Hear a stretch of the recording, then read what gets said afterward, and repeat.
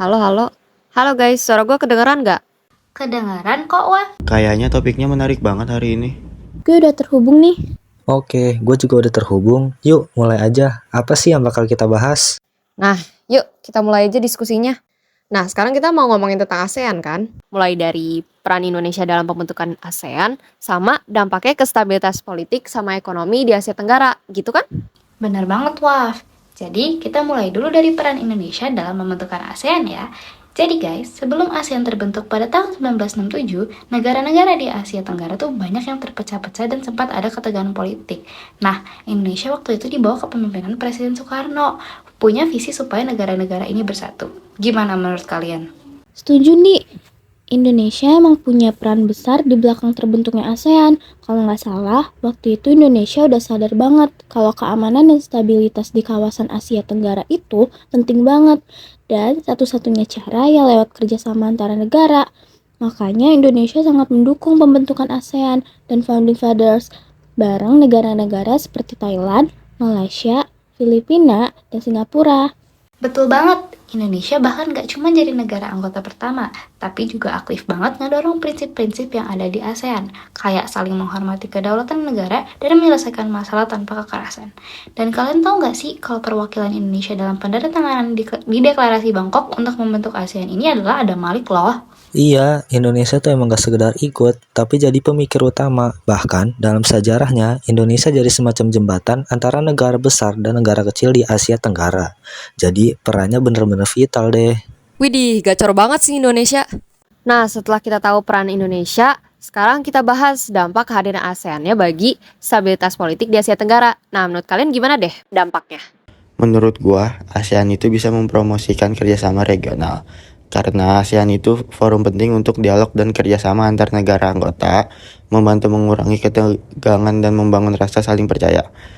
Melalui berbagai mekanisme seperti IRF dan APSC, ASEAN mendorong diskusi dan penyelesaian masalah secara damai. Nah, ASEAN juga menjaga stabilitas kawasan loh. Prinsip non-intervensi dan penyelesaian konflik secara damai yang dianut ASEAN telah membantu menjaga stabilitas kawasan selama beberapa dekade.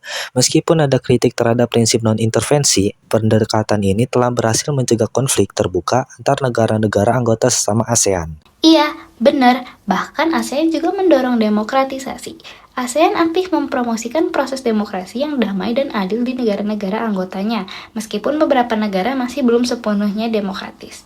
Forum-forum seperti APHR membantu memperkuat institusi demokrasi di kawasan. Betul banget tuh, Di.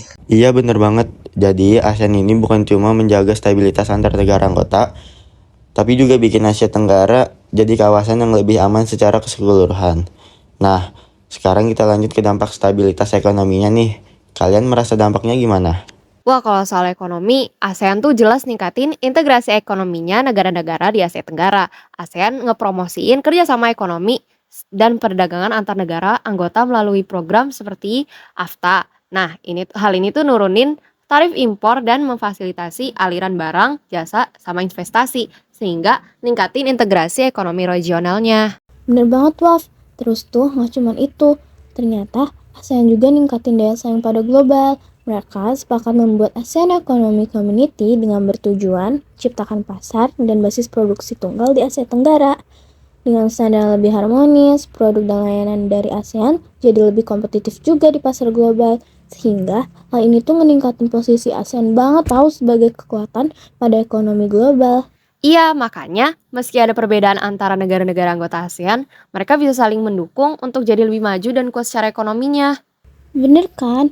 Jadi ASEAN ini tuh benar-benar memperkuat posisi Asia Tenggara di peta ekonomi global. Wah, seru banget diskusi kita kali ini. Jadi kesimpulannya, ASEAN ini penting banget ya untuk politik dan ekonomi di Asia Tenggara. Indonesia punya peran kunci dalam pembentukan ASEAN, dan kehadiran ASEAN sendiri membantu menjaga stabilitas politik dan mendorong kerjasama ekonomi yang menguntungkan. Setuju banget, Di. Semoga semakin banyak ya yang paham pentingnya ASEAN dalam menjaga kedamaian dan kemajuan ekonomi di kawasan kita. Iya, dan semoga ASEAN bisa terus berkembang di masa depan. Oke deh guys, gitu dulu kali ya pembahasan kita hari ini. Makasih ya semuanya. Bye-bye, sampai ketemu di diskusi selanjutnya. Bye guys! Bye.